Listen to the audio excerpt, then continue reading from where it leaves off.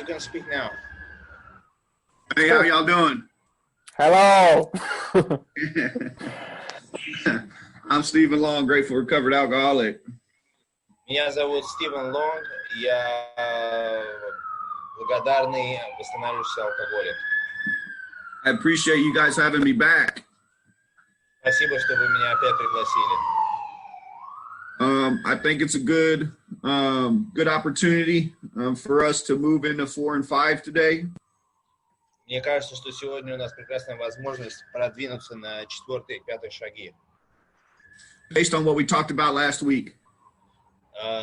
Основываясь на том, о чем мы говорили на прошлой неделе. I'm going to move through the book again today. Я сегодня опять буду продвигаться по книге. But this time I sent some page numbers. Но в этот раз я буду посылать номера страниц. So hopefully it's easier to follow. Надеюсь, будет легче следить. So we want to talk about step 4. Мы хотим поговорить о 4 шаге. The basis of step 4 is to see things from an entirely different angle. База 4 шага – это увидеть вещи с совершенно другой точки зрения. Remember what we just did in third step. Помните, что мы только что сделали в 3 шаге? We made a decision and a surrender. Мы приняли решение и сдались. That we weren't going to run the show anymore. Что мы больше не будем управлять миром. And that's a great decision. Это прекрасное решение. But we got a lot more work to do. Но у нас еще очень много работы. Guys, that decision, I make a decision every day. I make a decision every day to eat better. Я делаю, это только решение. Я, например, принимаю решение каждый день питаться правильней. Then I eat 3 meals in the morning. И потом я утром съедаю 3 завтрака. A decision without action. Решение без действий Doesn't mean anything. Ничего не значит. Same thing with our step work. То же самое с нашей работой по шагам. We can pray all we want. Мы можем молиться сколько нам угодно. Which is very important in our process. Что очень важно в нашем процессе. It starts everything and it ends everything. Once again, please. It starts everything and it ends everything. Эта молитва все начинает, и она все заканчивает. Faith alone is insufficient. Но одна вера, ее недостаточно. So now we're getting into the action portion of this program. И теперь мы двигаемся в часть действий, в часть программы, где действия. So I want to start reading on the 4th edition of the English version on page 63. Anastasia, you have that? Yes, sir, I got the Russian version. Bora, do you want me to help you with just the Russian version of the text, or you got it? No, I don't have the book. Sorry, I came unprepared. I got it. Thanks. Great. Go.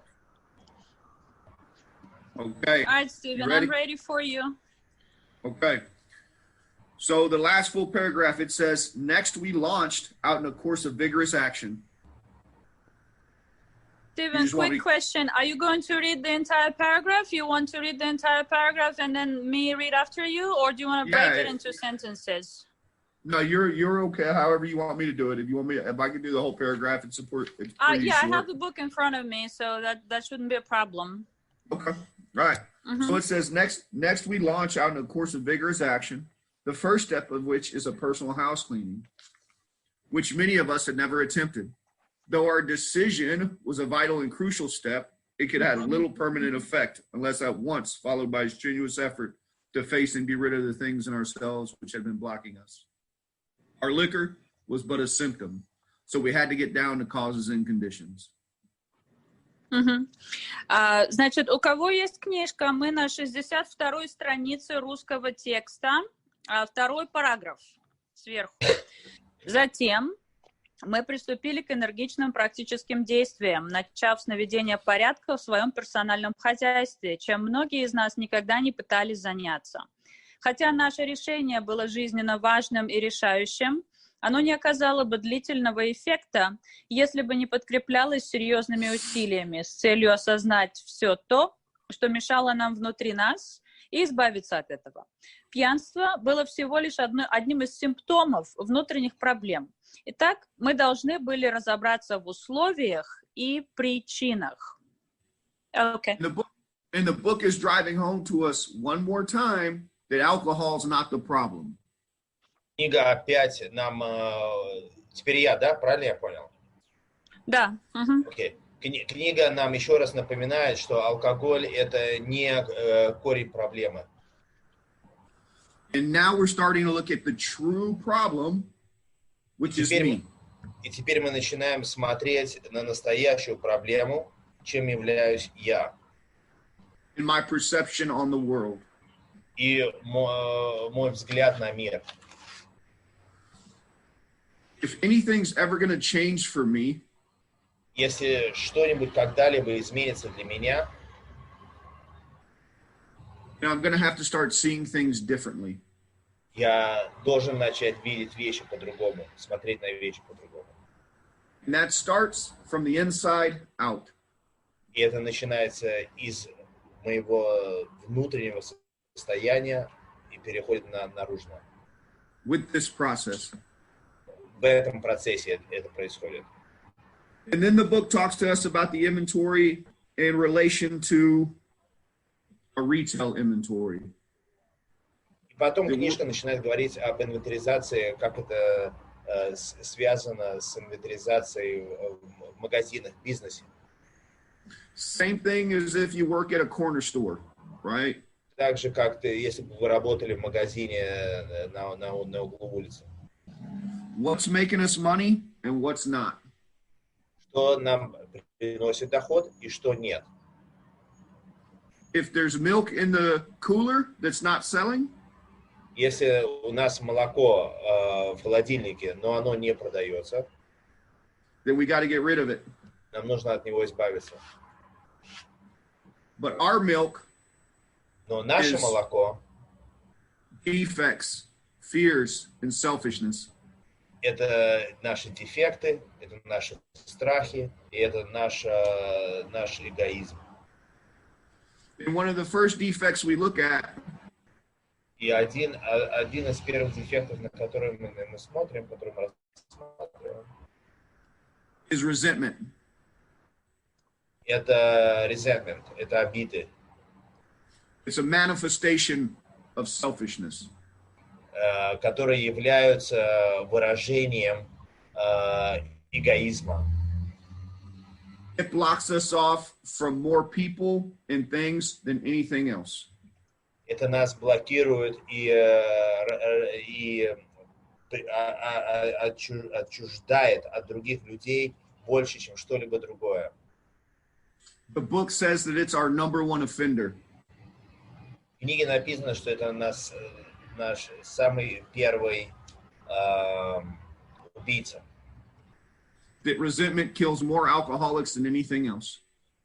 Что resentment и обида убивают больше алкоголиков, чем что-либо другое. When I find myself resentful, I get to blaming everybody for what's wrong in my life. Когда я чувствую, переживаю resentment, когда у меня есть обида, я нахожу, что я виню весь мир в своих бедах и несчастьях. And I latch on to the victim story. И я цепляюсь за историю, что я несчастный, что я пострадавший. And again, if we're ever going to be successful, we have to find ourselves in a place where we let that go.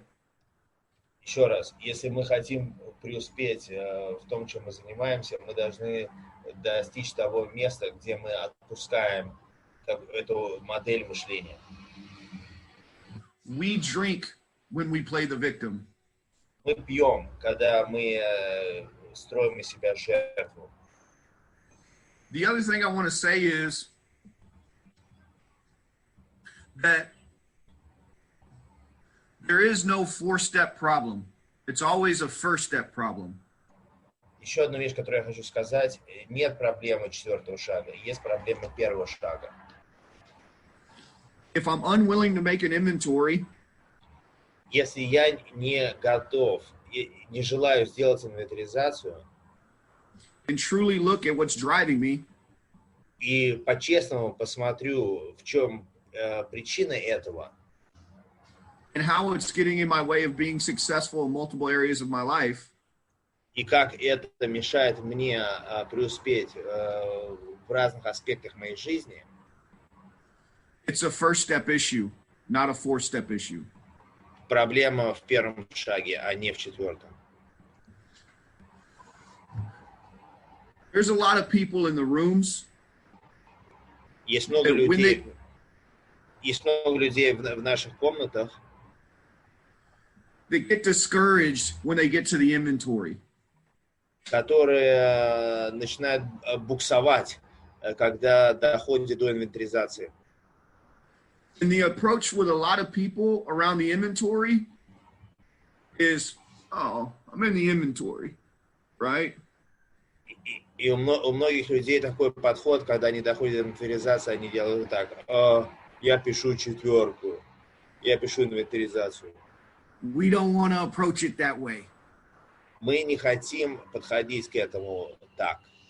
We want to get excited about inventory. Мы хотим с радостью и возбуждением подходить к инвентаризации. Life is about to change. Жизнь вот-вот поменяется. And there's absolutely going to be some stuff that's heavy to look at, that's hard to look at. Однозначно там будут вещи, на которые тяжело смотреть и неприятно. Some painful stuff. Вещи, которые доставляют боль. Some stuff that we left in our past and don't want to look at. Вещи, которые мы оставили в прошлом и не желаем на них взглянуть. But don't be discouraged. Но не падайте духом. This is where it starts to change. Get excited. Это вот начало изменений. Радуйтесь. And that's the way that we should be approaching this work. И с таким настроением мы должны подходить к этой работе. And once we do that, и когда мы делаем это так, our recovery rates will change. Наш процент выздоровления изменится. More people will be successful in this program. Гораздо больше людей преуспеет в этой программе. Okay. I want to share a little bit of my experience with resentment inventory. Я хочу поделиться своим опытом в инвентаризации обид. When I came into the 12 steps, I was a very angry person. Когда я пришел в программу 12 шагов, я был очень озлобленный человек. I struggled with anger and rage. У меня были проблемы со злостью и ненавистью. And my reaction to things wasn't very good.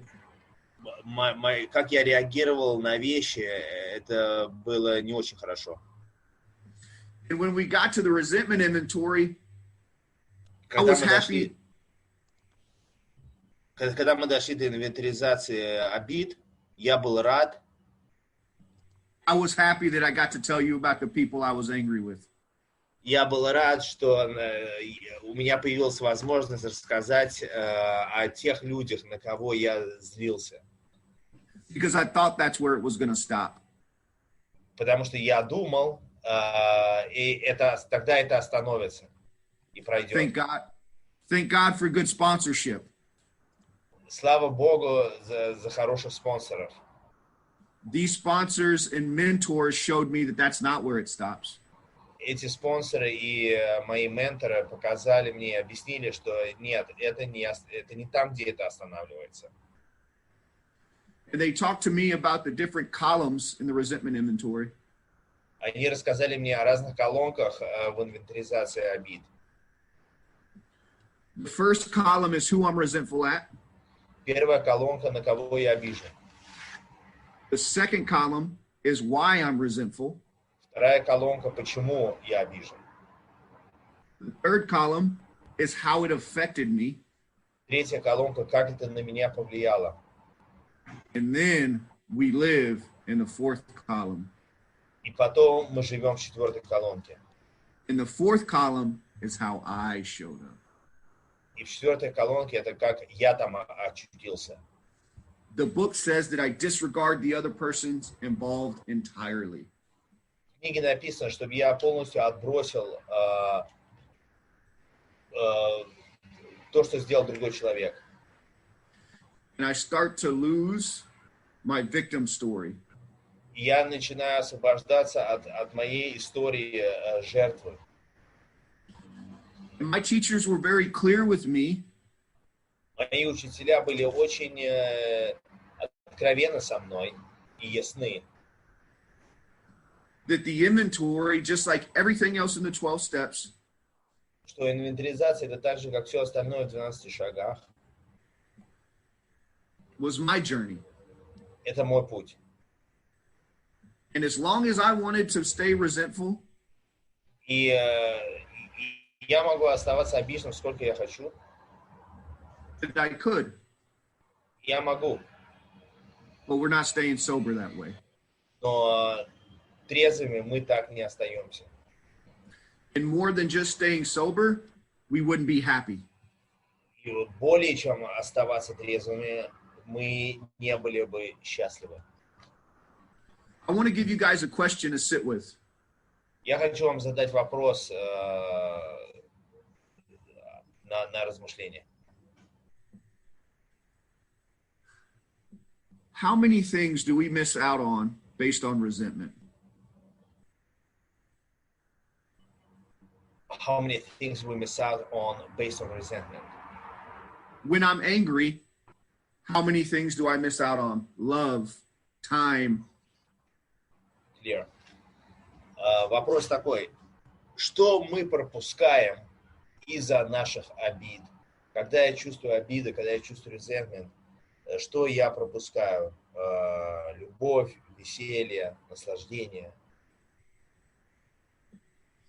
The next piece that I want to hit on, and that's resentment.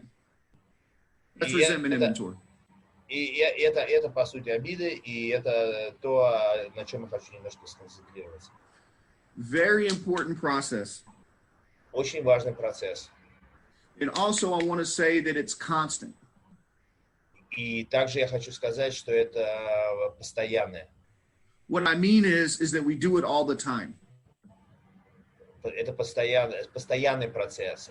Что я имею в виду, это то, что мы это делаем постоянно, все время. So inventory isn't something we do once and never do again. It's something we do all the time. Инвентаризация — это не то, что мы сделали один раз и никогда больше к этому не возвращаемся. Это мы делаем постоянно, все время. So don't be discouraged if you have to keep doing inventory. Не падайте духом, если вам приходится делать инвентаризацию. Resentment inventory is going to bring about a level of awareness Инвентаризация обид поднимет ваш уровень осознанности. it's going to push you into more inventory. Это поднимет ваш уровень осознанности и будет толкать вас в еще большую инвентаризацию. Get excited about it. Радуйтесь этому, возбудитесь по этому поводу. Probably one of the most beneficial pieces of action I've taken in the program. Возможно, что это одно из самых полезных занятий, которые я сделал в этой программе. Okay, so now we're going to the second part of the inventory. Окей, теперь мы идем во вторую часть инвентаризации. Before we do that, I want to explain this. Перед тем, как мы это сделаем, я хочу объяснить кое-что. There's three parts in the inventory process: resentment, fear, and sex. В инвентаризации есть три части. Это обиды, страхи и секс. And the same motive in each one, Мотивы во всех одинаковые. the same intention, цели одни и те же. How did we show up, not the other person? Как мы там оказались, что мы сделали, не другой человек. Taking complete ownership of our actions, attitudes, and energy. Принимая полную ответственность за наши поступки, за наше настроение, за наши дела. It's very important for us to hit it from that angle. Это очень важно для нас подойти к этому с этой точки зрения. We're not just writing inventory to talk about other people. Мы не пишем инвентаризацию, чтобы говорить о других людях. We're writing inventory to see our defects, fears, and selfishness. Мы пишем инвентаризацию для того, чтобы увидеть наши дефекты характера, наш эгоизм и наш эгоцентризм. Okay, so I want to move back over. Let's turn to page 68. Теперь мы возвращаемся к вашей книге. Okay, so we're going to start to look at the fear inventory. That's the second piece of inventory in our three-part inventory process. Мы сейчас рассматриваем, еще раз напоминаю, вторую часть инвентаризации. Это часть страхов. This inventory is a lot smaller. Эта часть этой инвентаризации намного меньше. But when it comes to inventory, size don't matter. Но когда дело касается инвентаризации, размер не имеет значения. For me personally, probably some of the most powerful inventory I've ever done. Лично для меня, наверное, одна из самых мощных инвентаризаций, когда-либо я сделал. Is the fear inventory. Это инвентаризация страхов. It's 3 simple questions. Там 3 простых вопроса, but very in depth. но очень глубоких. I'm going to read it now. Теперь я прочитаю их. The first full paragraph says, we reviewed our fears thoroughly. We put them on paper, even though we had no resentment in connection with them. We asked ourselves, why had we had them? Wasn't it because self-reliance had failed us? Self-reliance was as good as far as it went, but it didn't go far enough. Some of us once had great self-confidence, but it didn't fully solve the fear problem or any other. When it made us cocky, it was worse. Thank you, Steve. Ребята, мы на 66-й странице русского текста, 3-й параграф на странице. Я его зачитаю полностью. Мы тщательно проанализировали наши страхи. Мы записали все, чего мы боимся, даже если эти страхи не были связаны с какими-либо обидами. Мы спросили себя, откуда у нас эти страхи? Не было ли причиной того, что мы во всем полагались на себя, и это нас подвело? Самостоятельность – хорошая вещь, но в известных пределах. Некоторые из нас были очень уверены в себе, но это не освободило нас от страха. Не помогло это и в решении других проблем. Когда мы становились заносчивыми, было еще хуже. Okay. So I want to break this down a little bit. Я хочу немножко это проанализировать. 3-part fear inventory. 3 части в инвентаризации страхов. First question is, what's the fear? Первый вопрос, чего мы боимся? Second question is, why do I have this fear? Второй вопрос, почему у меня присутствует этот страх? Now I want you guys to understand how powerful that question is. И я бы хотел, чтобы вы поняли, насколько мощный этот вопрос. What we're about to do is look back over our lives on why we believe we have this fear. Что мы собираемся сделать, это посмотреть на наши жизни и понять, почему у нас есть эти страхи. That's going to take a lot of courage. И это требует много храбрости. We're about to look at some things we've neatly evaded. Мы сейчас посмотрим на вещи, которые могут причинить боль. I want to give an example. И пример. I have a fear of being alone. That's a deep fear. Например, у меня есть страх одиночества. Это очень глубокий страх. Why do I have that fear? Почему у меня присутствует этот страх? So my job is to look back on my life from the time I was a little kid to the time now and see why I have the fear of being alone. Моя задача — это посмотреть на мою жизнь со времени, когда я был маленький ребенок, до сегодняшнего дня, и понять, откуда у меня этот страх одиночества. There's going to be a lot of stuff that comes up with that. Будет много вещей, которые всплывают на поверхность. People leaving, Люди people not уходят, being there, люди предают меня. father leaving, mother leaving, partners leaving. Папа ушел, мама бросила, партнеры бросили. Being picked on at school. Ко мне приставали в школе. So this fear inventory is very moving. Так что эта инвентаризация страхов, она очень глубокая и задевает чувства. So as you do it, Так что когда вы это делаете, stay close to your sponsor. Будьте близки и в контакте с вашим спонсором. And God. И Богом. Because you're going to need them. Потому что Он вам пригодится. A lot of stuff is going to come up. Много вещей всплывут на поверхность. And the question is, why do we have to look at this? И можно задать вопрос, зачем нам все это смотреть? Because we're identifying the truth. Потому что когда мы видим и определяем правду, that it's not real today. Somewhat? That it's not real today. That fear isn't real today. Да. It's not up to. Сегодня Боря, это не является реальностью сегодняшнего дня. Sorry. Спасибо.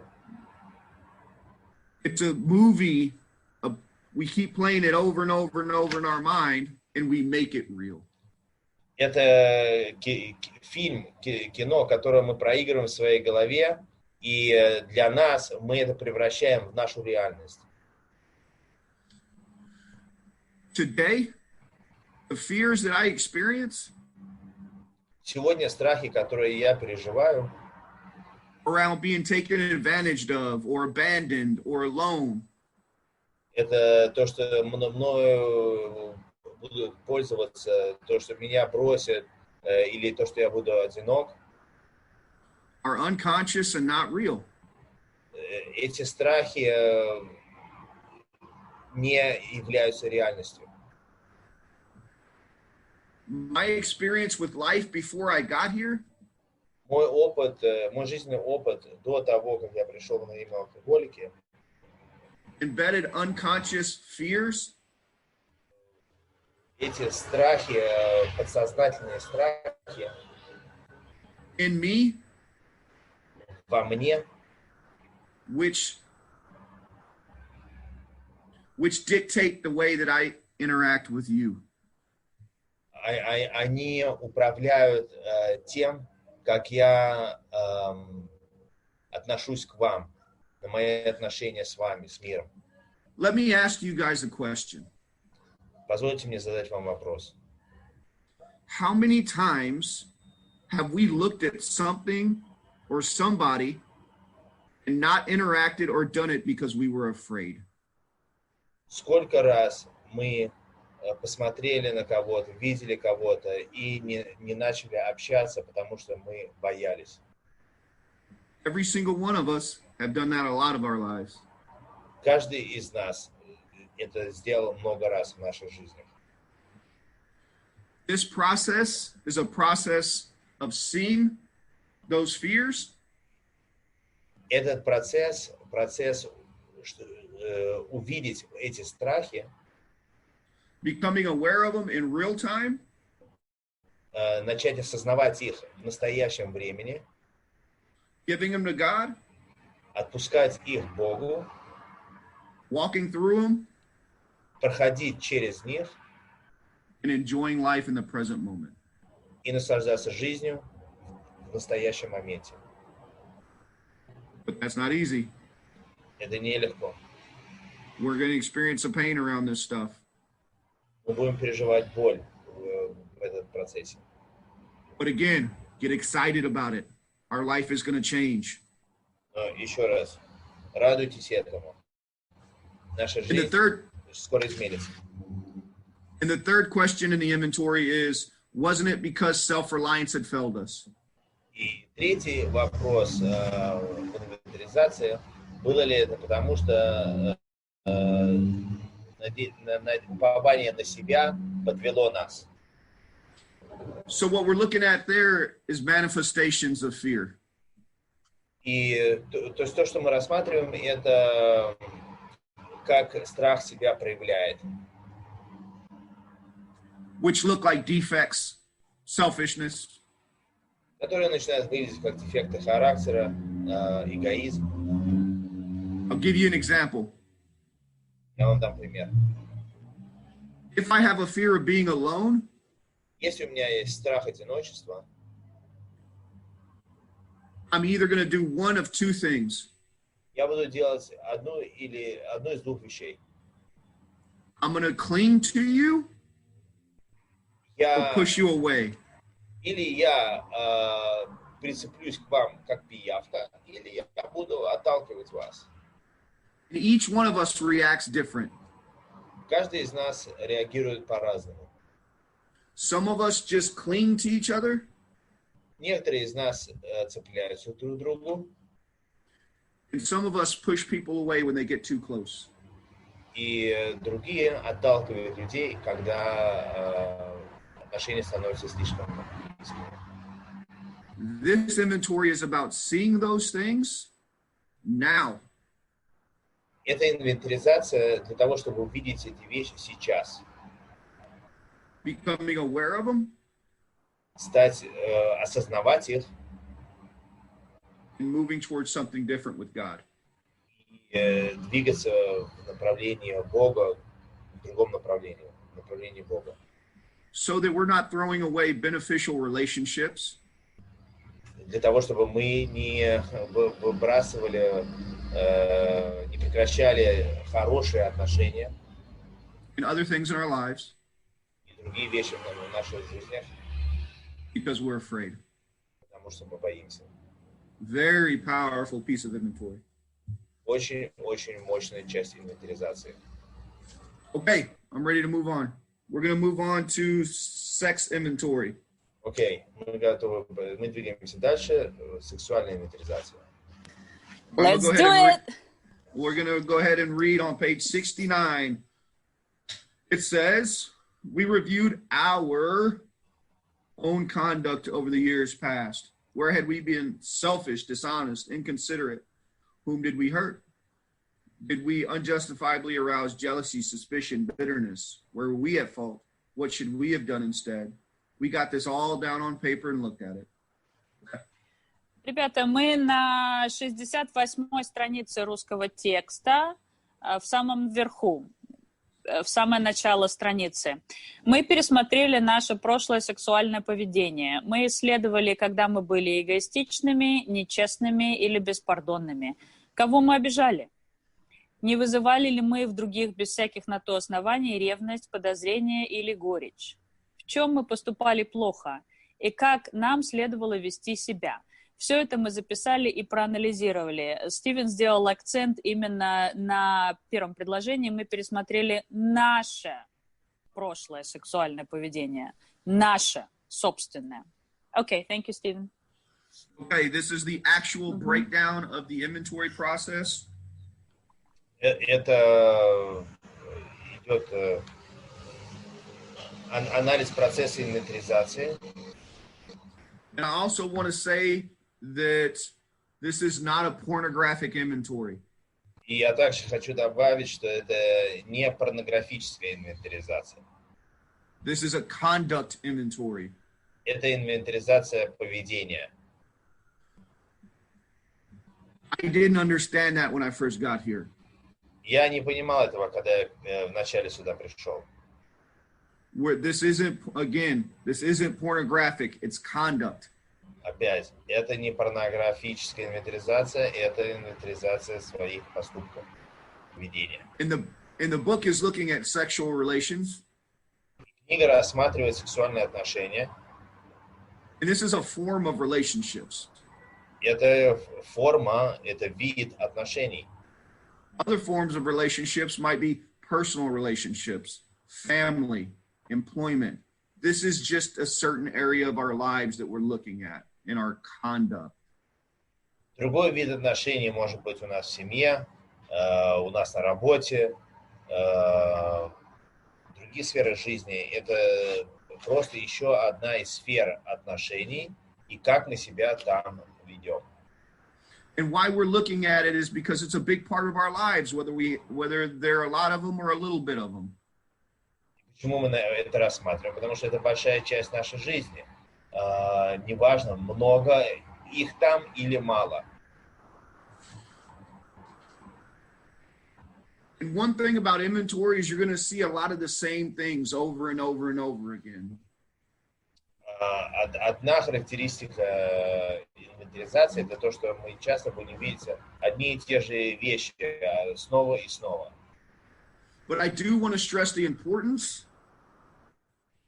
Но я хочу акцентироваться на важности of doing each body of work by itself. То, что каждая часть работы – это отдельный кусок работы. What I mean is praying before each body of work and not looking at and not copying anything from our resentment inventory or our fear inventory. This is a new body of work that we have to have a new experience with. Мы молимся перед каждым новой частью инвентаризации, и мы не копируем то, что было в инвентаризации обид или страхов. Это три разных отдельных куска работы. In a very important body of work. И очень важная часть работы. I believe, through my own experience, one of the greatest things that God has given us is relationships with each other. Я верю, основываясь на своем собственном опыте, что одна из самых прекрасных и важных вещей, что Бог дал нам, это наши отношения друг с другом. As a matter of fact, if you keep me from another human being for too long, I'll go crazy. Это настолько для меня важно, что если вы меня уберете от других людей на достаточно долгое время, я сойду с ума. It's instinctual. Relationships are. Эти вещи, без которых я не могу жить. God wants us to have beneficial relationships. Бог хочет, чтобы у нас были отношения, в которых мы помогаем друг другу. But as alcoholics who really don't know how to do that. Но алкоголики не умеют быть в нормальных отношениях с другими людьми, полезных отношениях с другими людьми. So this inventory is helping us see how we show up in relationships and do something different. Итак, эта инвентаризация поможет нам увидеть, как мы себя ведем в этих отношениях и стать лучше в этом. And remember that a decision or awareness without action, it doesn't mean anything. И помните, что принятие решения и осознанность без действий ничего не значит. So the work doesn't stop here. Так что наша работа на этом не заканчивается. Step 4 is all about awareness. Четвертый шаг, он об осознанности. Awareness is the first step to freedom. Осознанность – это первый шаг по направлению к свободе. But it's just a beginning. Но это всего лишь начало. So now I'm going to move on to fifth step. Or we're doing fifth step today too, right? I don't know. Was it 4 and 5 or just 4? Yes, sir. It's 4 and 5. Yep. Okay. Am I good on time? How many minutes I got? А сколько времени есть еще у Стивена? Это вопрос, наверное, к ведущему. 11 минут на спикерскую еще. Okay. So you got 11 minutes. 11. Cool. Okay. Let's turn to page 72. That first full paragraph. Теперь мы начинаем пятый шаг, страница 72 в английской книге. Не уверен, какая это страница в русском варианте, но, наверное, что-то 70-я, наверное, 71-я страница. Я зачитаю. Давай. Steven, go ahead. Okay. All right. Having made our personal inventory, what shall we do about it? We have been trying to get a new attitude and a new relationship with our Creator, and to discover the obstacles in our path. We have admitted certain defects and have ascertained in a rough way what the trouble is. We have put our finger on the weak items in our personal inventory. Now these are about to be cast out. This requires action on our part, which, when completed, will mean that we have admitted to God, to ourselves, and to another human being the exact nature of our defects. This brings us to the fifth step in the program of recovery mentioned in the preceding chapters. Это отрывок из 6 главы, которая в русском варианте называется «За работу», страница 70. С самого начала я зачитаю параграф целиком. Что же следует делать после того, как мы оценили себя и свою жизнь с нравственных позиций? Мы попытались взглянуть по-новому на нашу ситуацию, установить новые взаимоотношения с Творцом и понять, что же мешает нам в этом. Мы признали некоторые из своих недостатков, мы в общем и целом поняли суть и причины наших жизненных неудач и выявили слабые пункты в нашем характере. Теперь нужно избавиться от наших недостатков. Это потребует от нас действий, выполнение которых будет означать, что мы признали перед Богом, перед самими собой и перед другими людьми истинную природу наших недостатков. Это подводит нас к пятому шагу программы выздоровления, о которой шла речь в предыдущей главе. Thank you, Steven. Yep. The key here is honesty and thoroughness.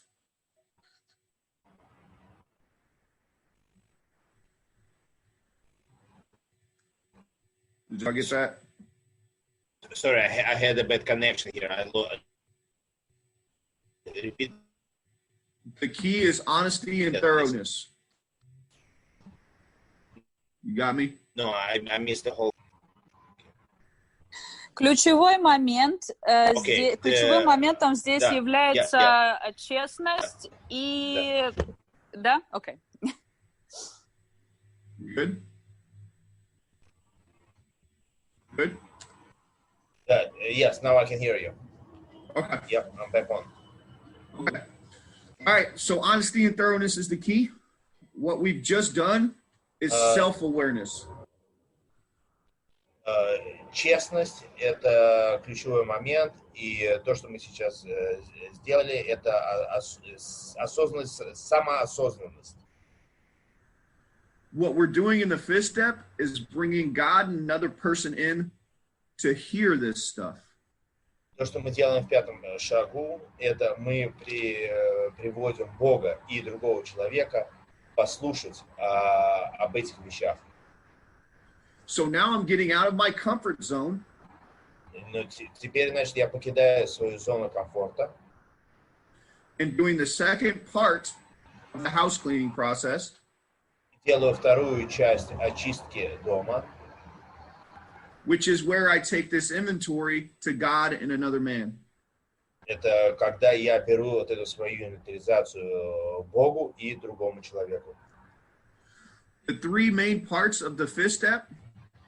Три главные части пятого шага. Are the confession. Первое – это конфессия. Как это на русском? Настя, как... Признание. В данном случае имеется в виду признание, не совсем даже исповедь, да? Confession. Окей, хорошо. Признание. Reading of the inventory. Чтение, инвентаризацию. And the reflection. И рассмотр. So when I come into a fifth step, когда я подхожу к пятому шагу, I'm ready to share all that stuff I've held inside. Я готов поделиться всеми этими вещами, которые я держал внутри себя. Remember, honesty and thoroughness. Помните, честность и полная абсолютная честность. И основательность. Второе слово — тщательность. Основательность и тщательность, ага. Да. I gotta be brave here. Я должен быть храбрым. Because it's gonna be scary. Это будет немного страшно. Letting somebody in. Позволить кому-то внутрь себя. And being honest about all the stuff I held in the dark. И быть честным по поводу тех вещей, которые я всегда держал в себе в темноте. Remember, what we hold up here. Помните, то, что мы держим в наших головах, we drink behind. Это ведет нас к пьянству, бутылки. Maybe not today, maybe not tomorrow, but someday I'll drink behind it. Может быть, не сегодня, может быть, не завтра, но в один день я из-за этого напьюсь. I have to get to a spot. Я должен дойти до того места, where I'm willing to be completely honest with somebody in my life. Где я готов быть полностью честным. The second part is the reading of the inventory. Вторая часть – это чтение инвентаризации. So everything we just wrote down in 4-step, Так что все, что мы написали сейчас в четвертом шаге, I'm now taking to this individual and reading it out loud. Теперь я несу это к этому человеку и читаю это вслух. And his job И его работа is to bring me truth. Дать мне правду, показать мне правду. And what that means is he's going to tell me the truth about how I show up. И что это значит? Он должен сказать мне, как я себя веду там, в этих вещах. He's going to be writing down fears and defects and selfishness. Он будет записывать все эти дефекты, страхи и эгоистические проявления. And he's going to be pretty straightforward with me. И он будет честен со мной. And my ego is not going to like it. Это не понравится моему эго. This fifth step is a process of deflation. Пятый шаг – это процесс сдувания. He doesn't scream or yell at me. Он не будет на меня кричать или поднимать голос. But he loves me through the truth. Но он любит меня через правду. Pointing out where I'm falling short in these relationships and in life. One more time. Pointing out where I'm falling short in the relationships and in life. Он укажет, где я себя вел не так в моих отношениях в течение моей жизни. And the purpose for that И цель для этого is not to shame me, не опозорить меня, but for me to gain a higher level of awareness. но для меня достичь более высокий уровень осознанности. To take to God. It takes what? To take to God. И приблизиться к Богу. Okay. The third piece is the reflection. Okay. Третья часть – это анализ. After I've shared a confession, После того, как я исповедовался, да, признался, read the inventory. Прочитал инвентаризацию. Now I go home and sit quiet for an hour. Теперь я иду домой и сижу в тишине 1 час. And during this hour, В течение этого часа I'm reflecting я обдумываю on all my defects, fears, and selfishness. все свои дефекты, страхи и эгоцентризма. And what I find objectionable, И что what I don't like. я нахожу проблематичным, что мне не нравится In myself. в себе самом. And during this hour of reflection, В течение этого часа размышления I'm using this as a time я использую это как время, where I'm seeing who I truly want to be. когда я начинаю видеть, пытаюсь видеть, кем я хочу по-настоящему быть. And remember, И помните, this has to be because I want to do it. это должно быть, потому что я хочу это делать. Not because somebody else wants me to do it. Не потому, что кто-то еще хочет, чтобы я это делал. The book says В книге написано, that I did this process что я делаю этот процесс, and sought closer to get to God для того, чтобы приблизиться к Богу. because I honestly wanted to. Потому что я честно хочу этого. I don't want to show up that way in my wife's life anymore. Я не хочу опять быть таким, каким я был в жизни моей жены. I want to be a better dad and a better husband and a better friend. Я хочу быть лучше как отец, как муж, как друг. And then we move into 6 and 7, which I will do later. Потом мы двигаемся дальше к 6 и 7 шагу, что я сделаю потом. Thank you. Thank you guys for letting me be a part of your group. Thank you, Стивен. Спасибо большое, Стивен. Пока у нас будет время для передышки, так скажем. Можно задать вопросы спикеру. Для этого поставьте 3 единицы в чате или напишите свой вопрос. Также я сразу же зачитаю 7-ю традицию о том, что анонимные алкоголики – это не профессиональная организация, существующая на добровольные пожертвования своих членов. Мы сами себя содержим. Собранные деньги идут на оплату коммуникационных услуг, покупку литературы, на донесение идей до тех, кто еще страдает этим недугом посредством сети интернет, оплату услуг судопереводчиков и на развитие проекта. Высылаю в чат реквизиты для перевода 7-й традиции. Это не касается новичков и гостей нашей группы, не являющихся алкоголиками. Итак, по вопросам у нас первый вопрос от Татьяны, Устье Днепр. Татьяна, твой микрофон, добро пожаловать. Steven, first question for you from Tatiana, Устье Днепр. I think it's in Czech Republic.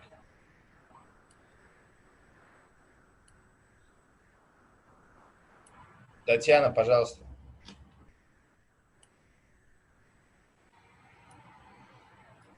Татьяна, можно задавать вопрос? Уже можно, Татьяна, я включил. Привет, Татьяна, алкоголик. Вопрос у меня такой, почему, как ты считаешь, Стивен, Бог долго не отвечает на молитву с просьбой о том, чтобы Он даровал трезвость близкому человеку, о котором я молюсь уже больше 3 лет? Steven, То есть человек продолжает пить. Почему? Ведь я искренне этого хочу, я молюсь, а получается, Бог не отвечает на мою молитву. Tatiana's question is as follows. She's praying to God that one of her close people close to her will stop drinking. And she's been doing that for half a year already. She's praying to God all the time for that person to stop drinking, but that person continues to drink. Why do you think God isn't answering her prayers?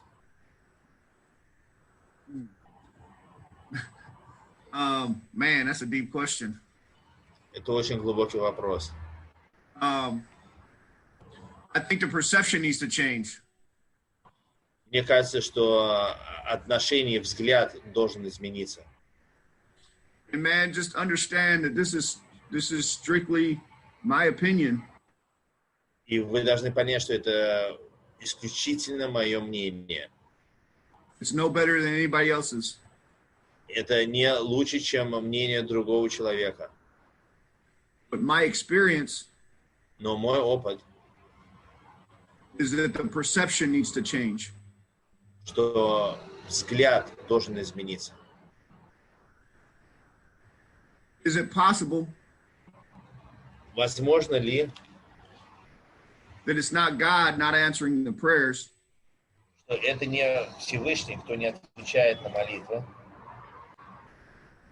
but the individual not willing to take any action in their own life?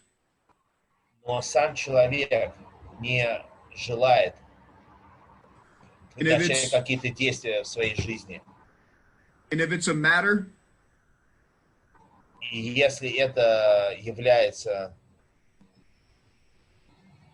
if it's a matter of resources for this individual, и если это является вопросом ресурсов для этого человека, they can tap into this meeting and probably get some help. он может зайти на эту группу и, возможно, найти помощь, получить помощь. The delusion with me for a long period of time Мое заблуждение очень долго состояло в том, was that it was God that was doing these things to me. что это был Бог, который делает все эти вещи со мной. When I wasn't willing to take any action in my own life. И я не желал действовать сам в своей жизни. As soon as I was willing to do that, Как только у меня появилось желание делать что-то самому, and I was willing to change everything in my life, no matter what. я был готов поменять в своей жизни все, неважно что. The program began to work. И программа начала работать. It was never God that held me back or didn't answer my prayers. Это никогда был не Бог, который не отвечал на мои молитвы. It was just me that was refusing to use the signs that God has given me. Это был я, который отказывался пользоваться тем, что Бог дал мне. I think that it's important that we realize Я думаю, что очень важно, чтобы мы осознавали, God will do for us что Бог сделает для нас то, what we can't do for ourselves. что мы сами не можем сделать для себя. But God will never do for us Но Бог никогда не сделает для нас what we can do for ourselves. то, что мы можем сделать для себя сами. I have to take action in my own life Я обязан начать действовать сам в своей жизни, if the perception is ever going to change. если взгляд и принятие жизни изменятся. So I would encourage your friend Так что я бы посоветовал вашему другу to join this meeting with you. присутствовать на группе с вами And get tapped into a fellowship и подключиться к нашему сообществу, where they can get better. где им может стать лучше. But just like you and the rest of us, it's up to them. Но так же, как и с вами, и с нами, со всеми, это все, это зависит от него. That's all I got. Это все, что я хочу сказать. Thank you. Спасибо, Стивен, спасибо, Татьяна. Следующий вопрос у нас от Анны. Стивен, была ли у тебя обида на Бога? Что ты понял об этой обиде в 4 шаге? Спасибо. Steven, next question is from Anna. Have you ever had a resentment, felt resentment towards God? And what have you understood from that resentment?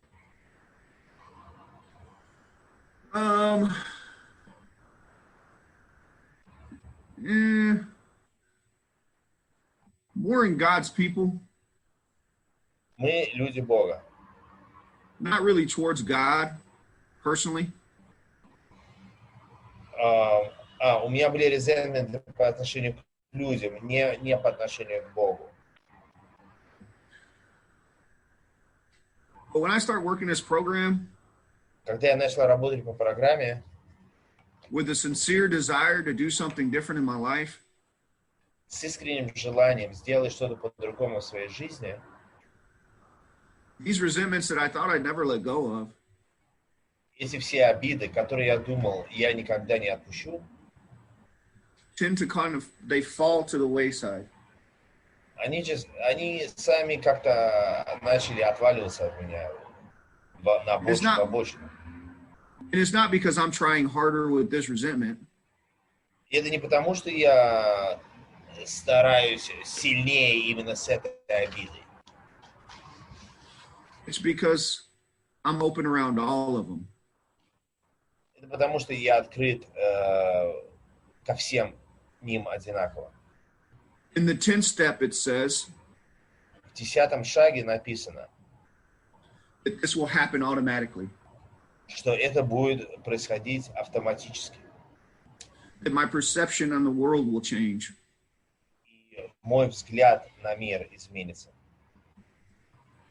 And as soon as I get to a place where I'm actually working this program, как только я дохожу до того места, где я действительно работаю по программе, I don't find myself blaming God or anybody else. Я перестаю винить Бога или еще кого-то for the way my life is. За то, как проходит моя жизнь. And remember this. Помните следующее. As long as I'm in a place of resentment on one thing or another, если я нахожусь в обиде из-за чего-то, nothing will ever change in that area of my life. Ничего никогда не изменится в этой части моей жизни.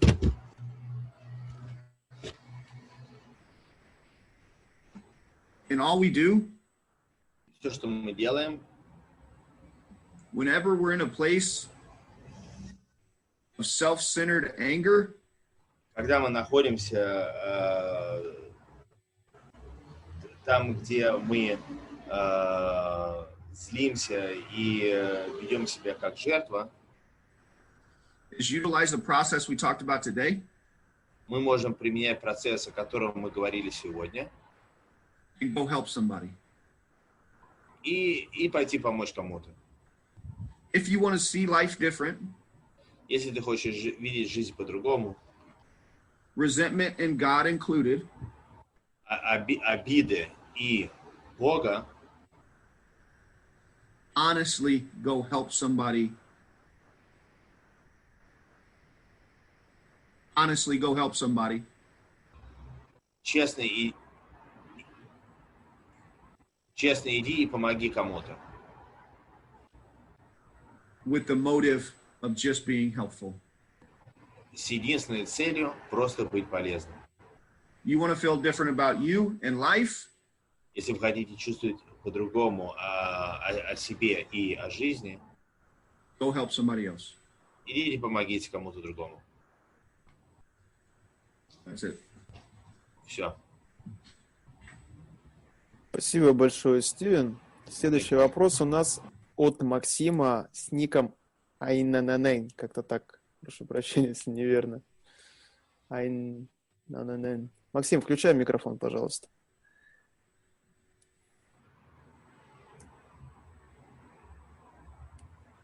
Миша, он уже написал вопрос чуть ниже. Да? Да, я написал. Зачитаешь? Сейчас найду тогда секунду. Так. Вижу. Вопрос. Что ты включаешь в понятие осознанность? В большой книге в 4 шаге говорилось о том, что мы получаем ключ. Это 2 вопроса, я понял. Первый вопрос. Что ты включаешь в понятие осознанность? Спасибо. Steven, this question is from Maxim. What do you include in the definition of awareness?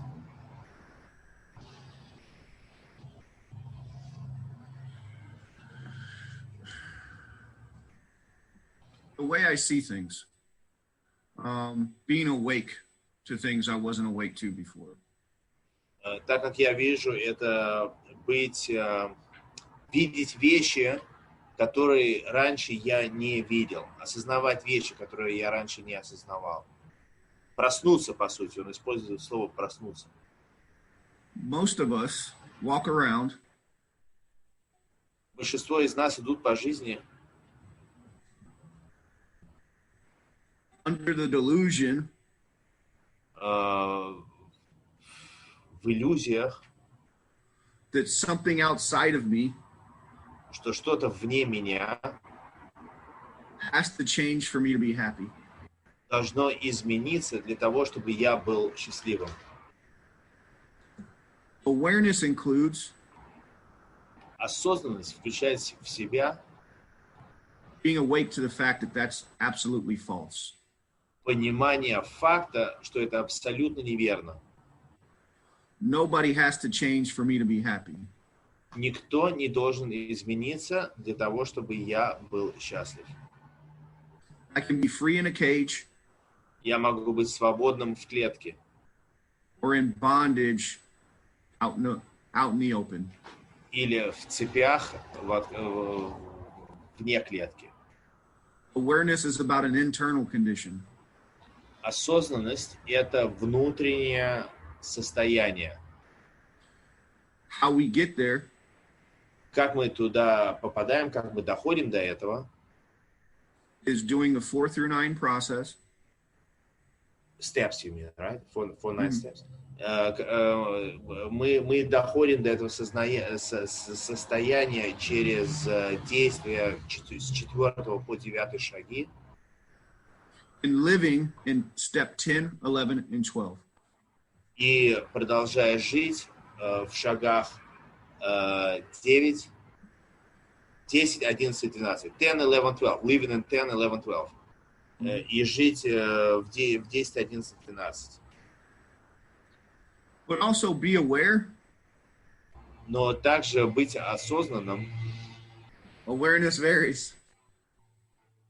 Осознанность, она меняется. Up and down. Вверх и вниз. Some days I'm super aware. Есть дни, когда я на очень хорошем уровне осознанности.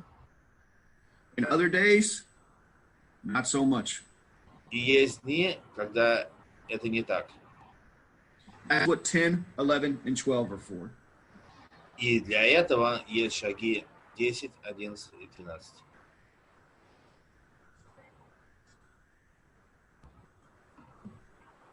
Вторая часть вопроса. В большой книге, в 4 шаге, говорится о том, что мы получаем ключ. Как ты это понимаешь? Спасибо.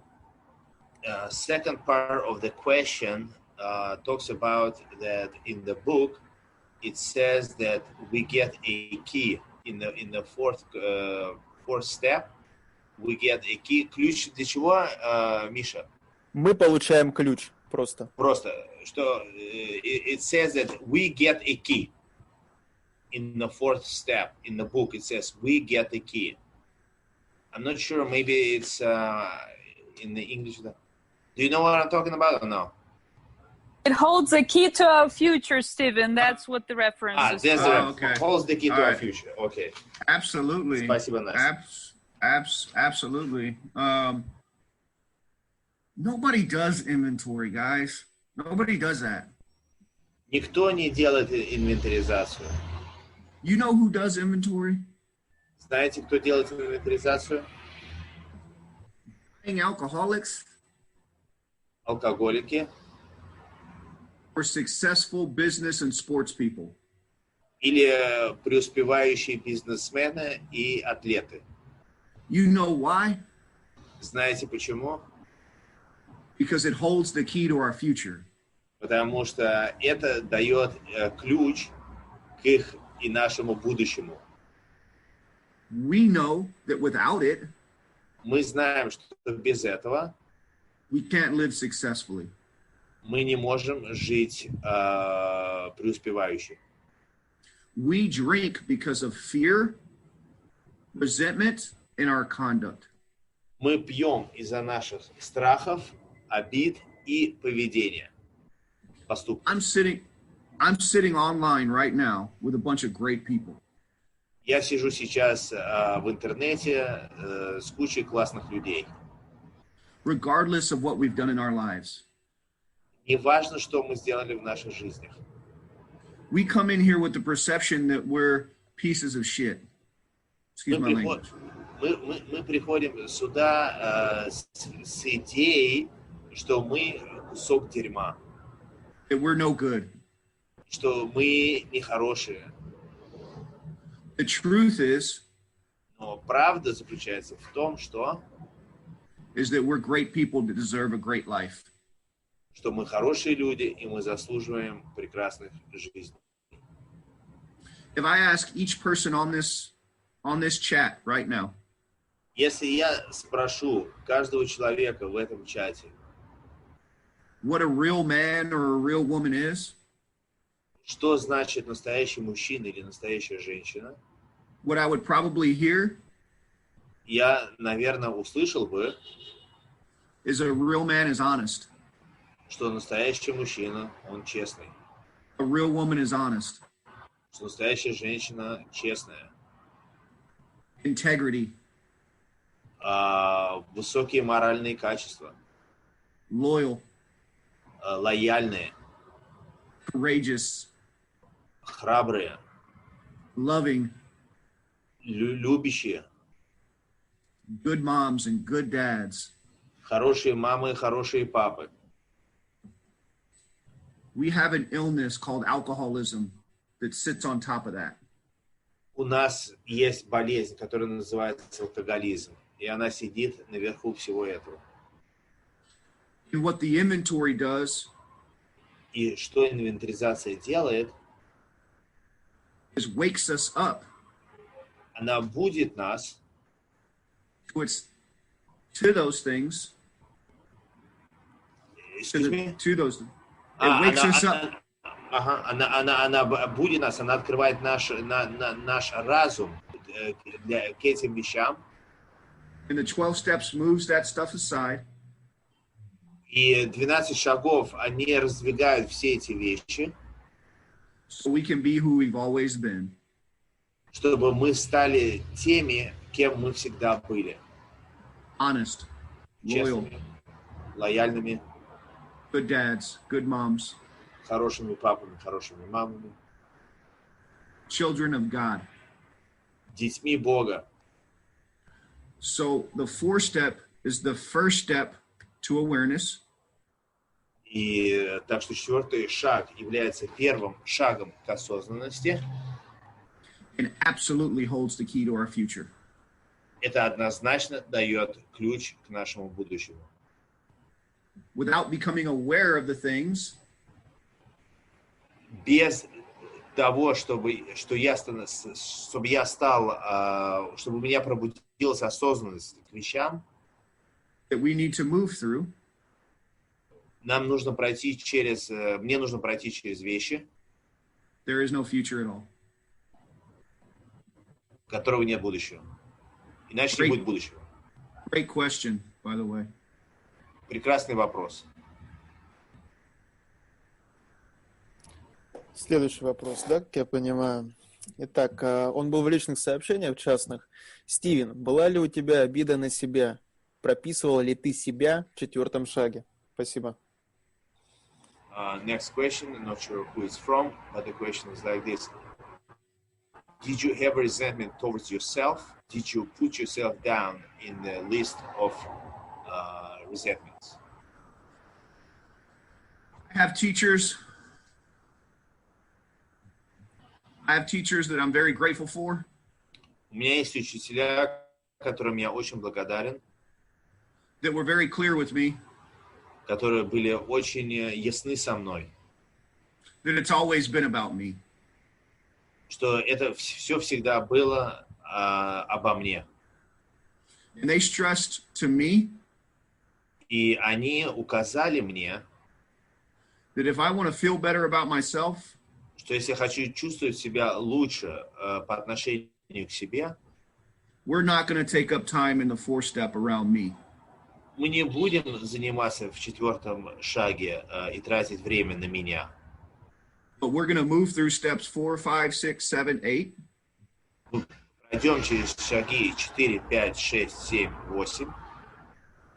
In my perception on myself, И мой взгляд на самого себя will start to change in 9. начнет меняться в 9 шаге. When you experience Когда вы переживаете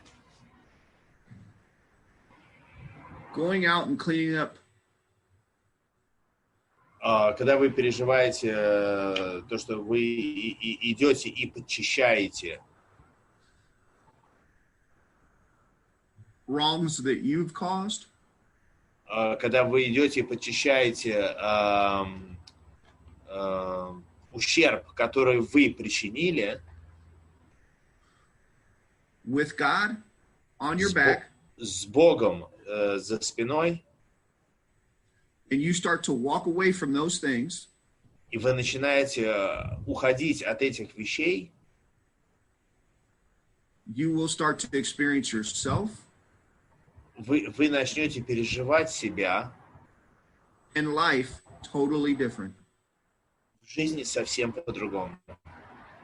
So the change of perception around ourselves Так что изменения в взгляде на самого себя and the resentment I have towards myself и обиды, которые были у меня на самого себя, doesn't happen in the 4-step. не происходит в 4 шаге. It happens as I go out and make right the wrongs I've caused. Это происходит и случается, когда я иду и возмещаю ущерб, который я нанес. In the 9th step. В 9 шаге. As I gain a relationship with God, Когда я улучшаю свои отношения с Богом, I start to realize я начинаю понимать, that I do deserve a great life like everyone else. что я заслуживаю классную жизнь, так же, как и все остальные. And I begin to love and forgive myself. И я начинаю любить и прощать самого себя. And I do that И я это делаю through loving and forgiving others. через любовь и прощение других. In the process, В процессе putting you before me что вы до меня, changes my perception on me. это изменяет мое отношение, мой взгляд на самого себя.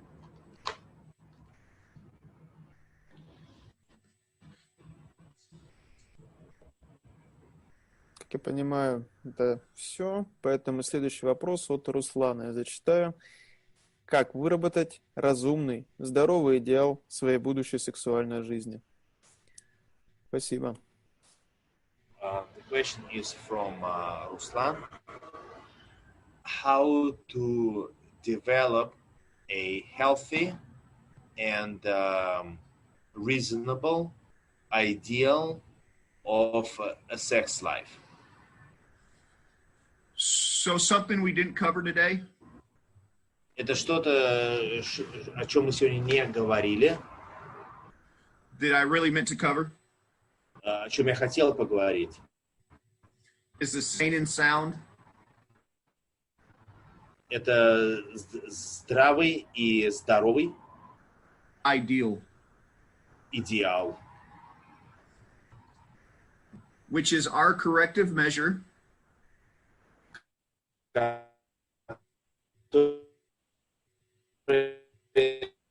наш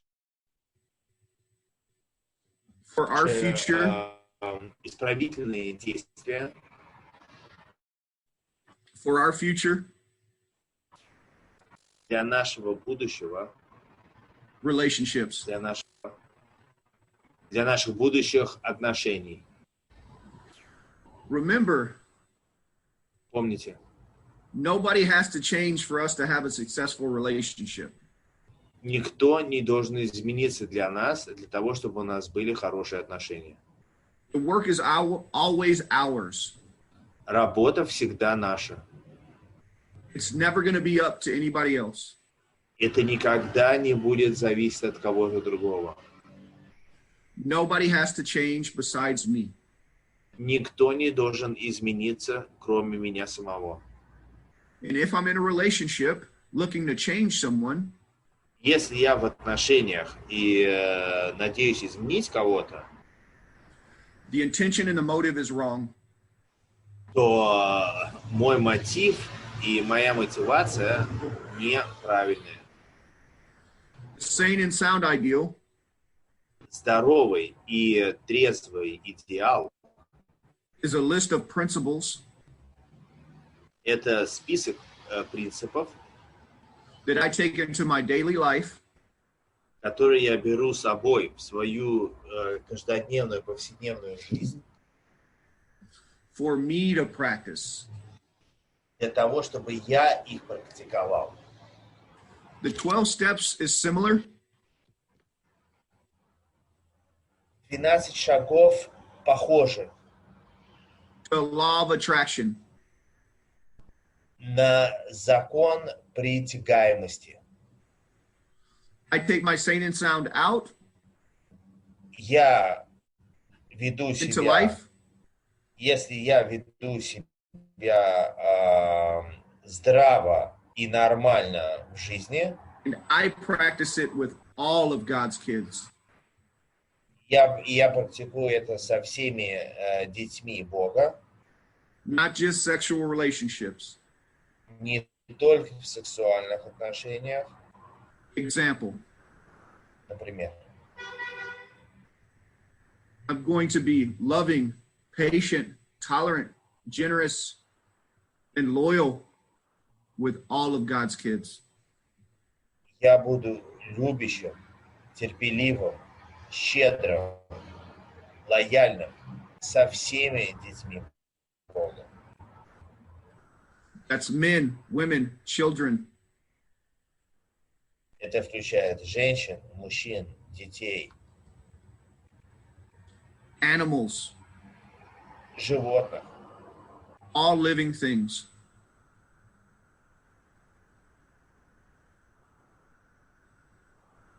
All living things. все живые существа.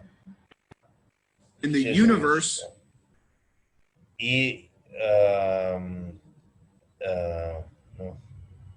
И мир, gives me и Вселенная Real дает мне real relationships. И Вселенная даст мне настоящие отношения. In the middle of all of that, В течение всего этого, в середине всего этого, I may have to make some hard decisions around current relationships. возможно, мне придется принять сложные решения по отношению к моим сегодняшним отношениям. This is where the importance of meditation and prayer come in. Это там, где включается важность медитации и молитвы. What you might find is your current relationship Возможно, вы найдете, что ваши сегодняшние отношения is right where you need to be, это именно те, что вам нужны. or Или you might find that that's not the right one. вы увидите, что это неправильное отношение. But remember one thing, Но помните одну вещь. that's up to you and God, Это зависит от вас и Бога, not your sponsor. не вашего спонсора.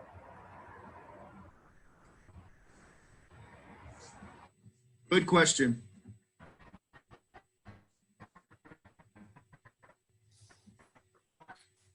Спасибо за вопрос. И следующий вопрос, как я понимаю, от Романа из Уфы. Как вернуть силу духа, жажду жизни и смысл жизни? Спасибо.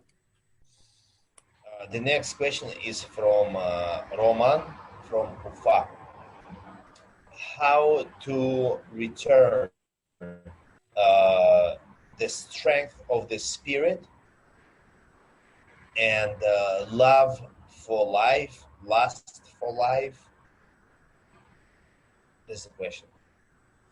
How, say again, one more time. How to regain the strength of the spirit and regain lust for love, lust for life, love Passion. for life, Yeah. passion for Passion. life. Yeah, Absolutely. yeah. My experience is I didn't have too much of that when I got here. В моем случае у меня не было этого, когда я пришел сюда. And I hit the 12-step process Когда я начал процесс 12 шагов with 100% thoroughness. with 100% самоотдачей, My perception changed. мои взгляды изменились. What I do today, То, что я делаю сегодня, when life gets down a little bit, когда жизнь становится немного тяжелой, is the same things I did when I first got here. это те же самые вещи, которые я делал, когда я впервые сюда пришел. I do this process we talked about today. Я делаю вот этот процесс, о котором мы сегодня говорили. I find gratitude in my current life. Я нахожу благодарности в своей сегодняшней жизни. And I lean on God. И я полагаюсь на Всевышнего. My perception tends to change. Мои взгляды начинают меняться. But I also think it's important Но я также думаю, что важно, for us to realize that we're not going to be happy all the time. чтобы мы понимали, что мы не будем счастливы всегда. We're human beings. Мы живые существа. There's going to be some down days. Будут тяжелые дни. For some of us, some down weeks. Для некоторых из нас будут тяжелые недели. But we lean on the process Но мы полагаемся на процесс and seek God through all of that. и ищем Бога через passion. все это. And the passion will come back. И жажда жизни вернется, любовь к жизни вернется.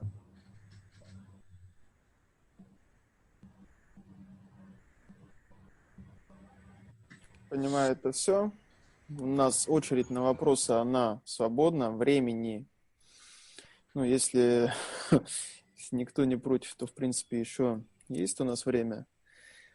Огромное спасибо еще раз Стивену, ну, вообще Богу, то, что нас сегодня собрал, Борису за перевод, Анастасии, Асе, Антонине и Наталье за модераторство. Дай Бог нам всем. Я еще раз зачитаю 7-ю традицию, пока, возможно, есть мысли задать, не задать вопрос. Напоминаю присутствующим о 7-й традиции, согласно которой анонимные алкоголики – это непрофессиональная организация, существующая на добровольное пожертвование своих членов. Мы сами себя содержим. Собранные деньги идут на оплату коммуникационных услуг, покупку литературы, на донесение идей до тех, кто еще страдает этим недугом, посредством сети интернет, оплату услуг сурдопереводчиков, на развитие проекта. В чате уже были, сейчас еще раз продублирую реквизиты для перевода 7-й традиции. Это не касается новичков и гостей нашей группы. Так, следующий вопрос у нас от Антонины. Антонина, включаем микрофон, добро пожаловать. Да, я его уже набрала. Писала? Ну давай тогда зачитаю, да, вопрос про страх одиночества. Спасибо. В чем вопрос, я не понял. Антонина, можешь пояснить, пожалуйста? Да, я просто приняла, там ниже написано. Steven, thank you very much for your experience, and my question is about this fear of loneliness. Yeah, you told about that, being alone, fearless. And did you have such an experience, and how did the program help you, to fix it? So are you asking the fear of loneliness? Yeah, your experience, yes. And what did your absolutely. No, go ahead. I'm sorry. Yeah, that's the question. Yeah. So the book says that this fear will. Is that what you're mentioning? The fear of loneliness will go away. Is that what you're asking? Yes. Okay. So my experience with this. Loneliness as well as anything else, anger, bitterness, jealousy, everything's driven by fear, okay? This has been my experience over the last almost 10 years. That everything that we do is either driven by fear or faith, and they can't occupy the same space. So when I find... Go ahead, sorry about that. Настя, ты можешь перевести, потому что у меня что-то здесь интернет упал. Я как-то Okay, sure. Sorry, we have some connection difficulties, so I'm just going to chime in.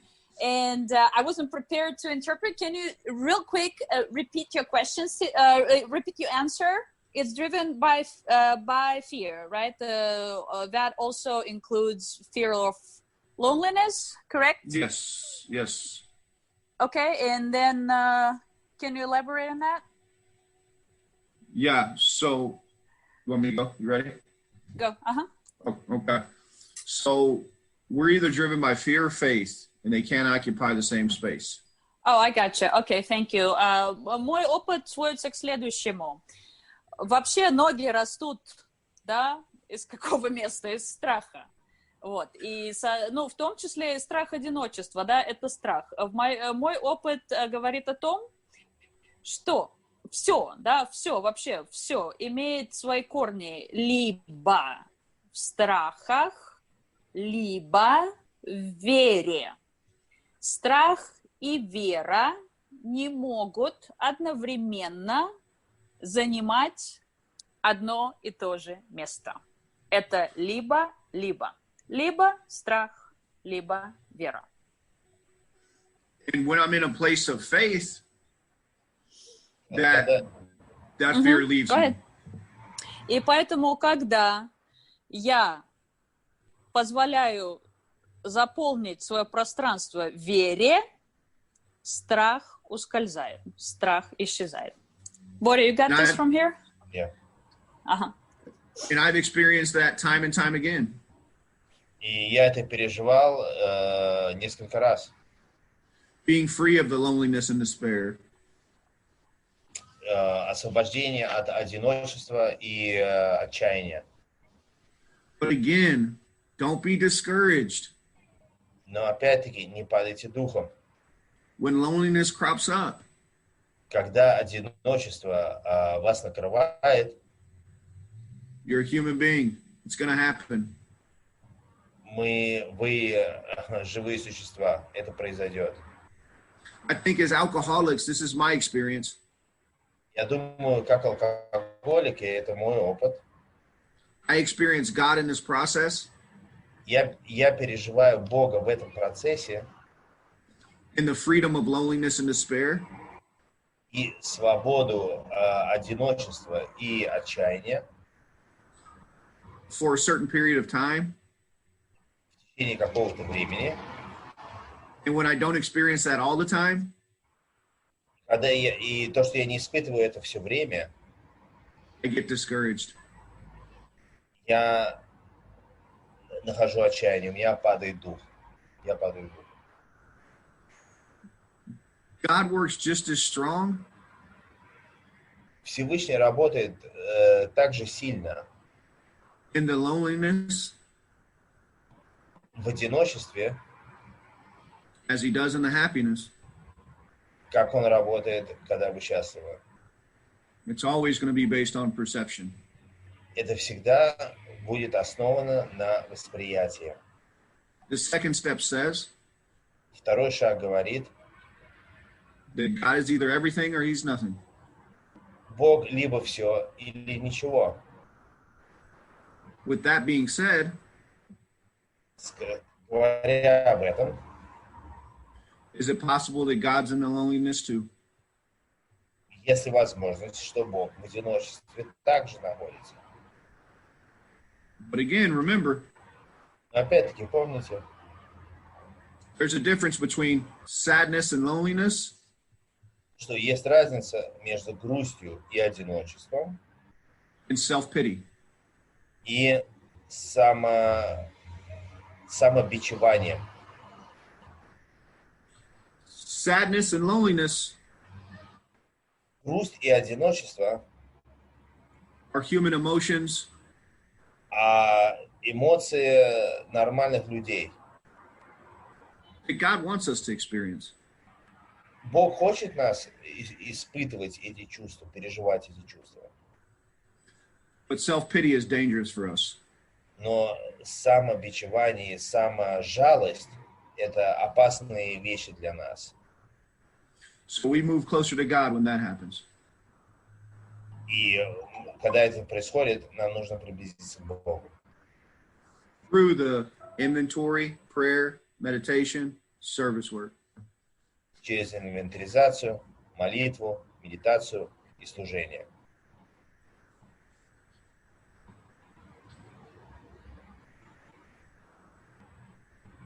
Я понимаю все. Следующий вопрос у нас от Святослава из Одессы. Сколько времени утром уходит на 11-й шаг?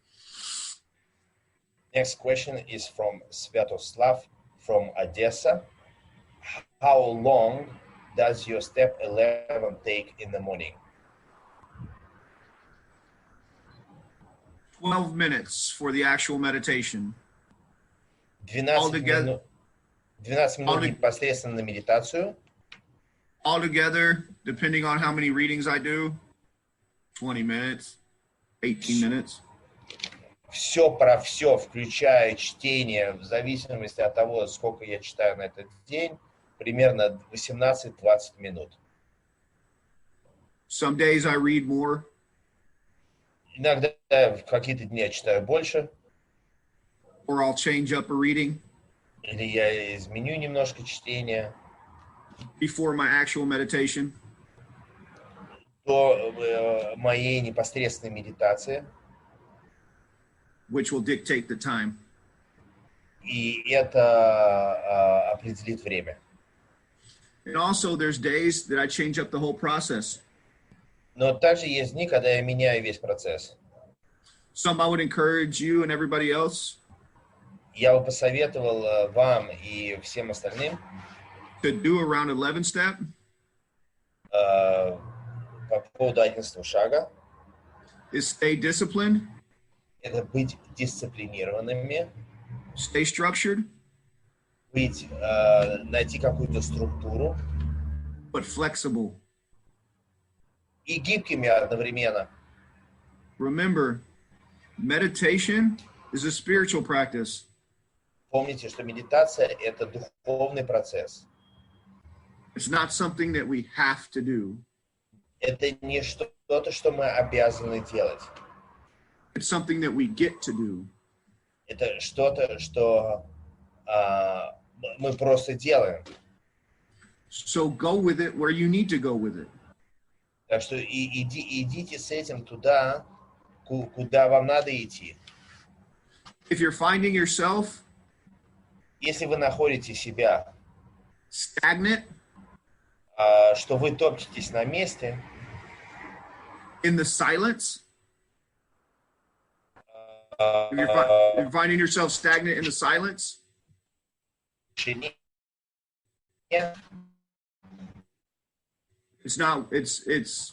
it's hard to do, it's hard to sit with. Стагнации, в тишине, It becomes more of a chore, something you have to do.